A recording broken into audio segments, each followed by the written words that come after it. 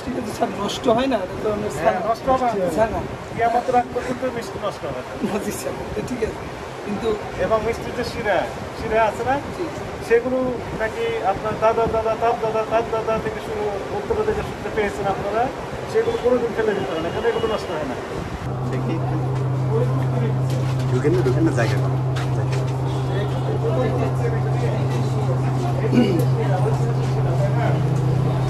আমরা ঢুকলাম না, যাইতে দিলাম দেখে দেখি ময়লা ডাস্টবিনটা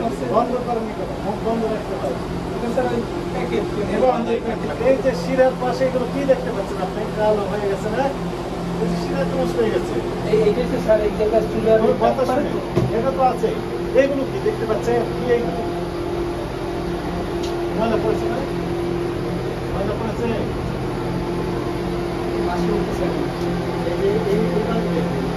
ভয়ানক অবস্থা। এটা কি সিঁড়ি গাছ রেখে দিয়েছে, মিষ্টি গাছ, এগুলো দেখি সন্দেশ করতে হবে না, এগুলো স্যার ওই সন্দেশ বিক্রি করে ফেলে স্যার। বিক্রি তো করবেন, বিক্রি করে কি হবে, সন্দেশ তৈরি হবে।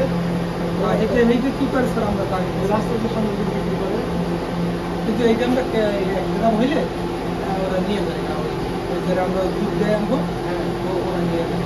এটা ওইটা আবার সন্দেশ হয় বানায় কি এটা দিয়ে আবার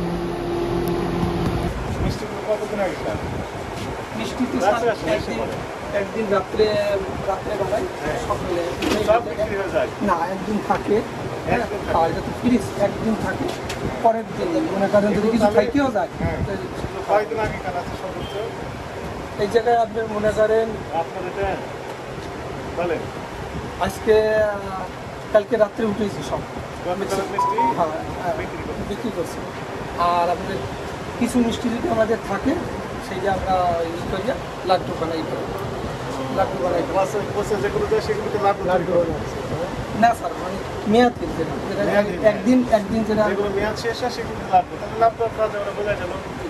মেয়াদ যেটা মানে মিষ্টিটা তো স্যার নষ্ট হয় না, তো আমরা নষ্ট হবে স্যার না কিয়ামত রাত পর্যন্ত মিষ্টি নষ্ট হবে না। জি স্যার, ঠিক আছে।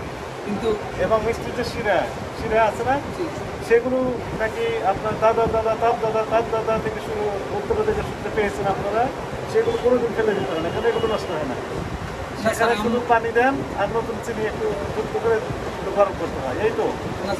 শিরা আমরা স্যার 1 সপ্তাহ পর চেঞ্জ করি, আমাদের যা থাকে 1 সপ্তাহ পর চেঞ্জ করি। আর মিষ্টিগুলো শুধু পর্যন্ত হয় না, এক প্রকার মিষ্টি শুধু টক মিষ্টি হয়ে যায়, এই তো।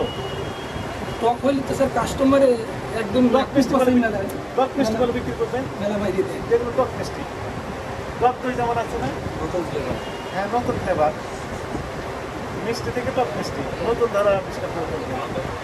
না স্যার, ওটা নেই, দই একটু সামান্য যদি টক লাগে তাই সেগুলো টকগুলো বিক্রি করে একদম ফিক্কি মেরে দেয়, ওই যে ওই মক্কায় ফিক্কি মেরে দিয়েছে একেবারে কাস্টমারদের সাথে এগুলো হয়।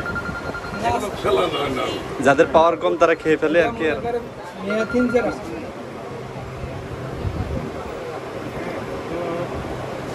সমস্যা তো তাহলে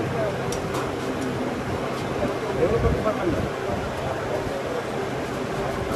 এগুলো করতে পারবেন না, ঠিক আছে। আপনি কি বুঝতে পারছেন ভুল হয়েছে, অপরাধ হয়েছে? হ্যাঁ, অপরাধ হয়েছে। এখানে কারখানা দেখছেন, বড় কারখানা আছে, এবং যে গরমে গরম ঢোকা মুশকিল।